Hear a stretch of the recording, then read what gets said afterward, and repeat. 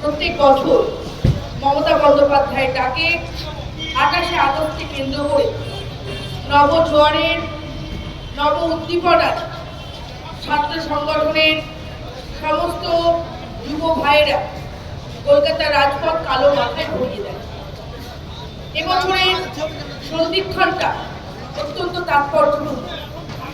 আপনারা জানেন, বাঙালি অস্মিতাকে যেভাবে ভুলঞ্চিত করা হচ্ছে, বাংলা ভাষাকে যেভাবে বাঙালিদের মেরুদণ্ড বাঁকানোর চেষ্টা চলছে, সেই তাৎক্ষণিক মুহূর্তে মমতা বন্দ্যোপাধ্যায় ডাকে 28শে আগস্টকে কেন্দ্র করে সমস্ত জেলাব্যাপী উত্তর থেকে দক্ষিণ সমস্ত ছাত্র ইউনিয়নের ভাইরা আজ কলকাতার রাজপথ কালো মাথায় ঘুরিয়ে দেওয়ার জন্য আমাদের এই কলকাতাতে উপস্থিত হয়েছে।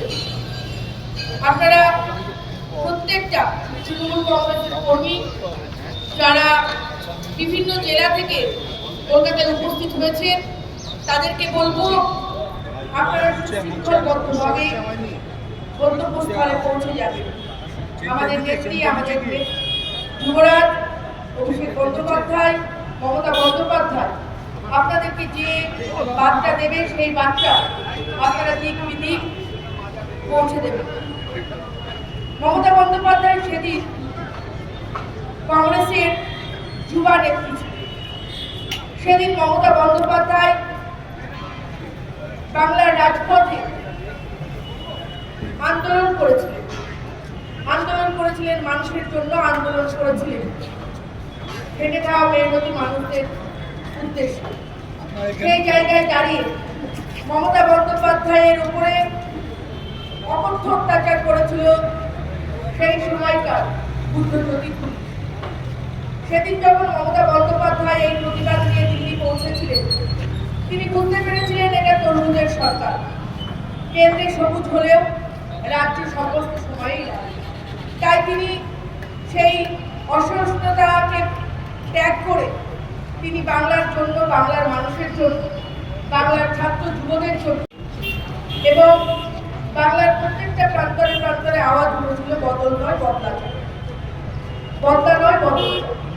আমরা জানি মাননীয় মুখ্যমন্ত্রী মমতা বন্দ্যোপাধ্যায়ের হাত ধরে বাংলার আপামর জনসাধারণ, বাংলার সাধারণ খেটে খাওয়া মানুষ থেকে শুরু করে সমস্ত মানুষ সেদিনকে বাংলার বুকে গড়তে উঠেছে। আজ ঠিক সেই দিনটা দেখবার সময়, যখন ছাত্রদের আন্দোলনে, ছাত্রদের আওয়াজে, ছাত্রদের ভাষায় আজ বাংলা তথা দিল্লি এক সূত্রে গাঁথার সময় এসেছে। আমাদের একটাই আবেদন, একটাই আবদার, আমরা বাঙালি প্রধানমন্ত্রী চাই। যেমন বাংলার মুখ্যমন্ত্রী মমতা বন্দ্যোপাধ্যায় হওয়ার পর আপনারা দেখেছেন বিভিন্ন প্রকল্পের মাধ্যমে বাংলার প্রত্যেকটা মানুষের বাস্তবে বাস্তবে দুয়ারে দুয়ারে পৌঁছে গেছে।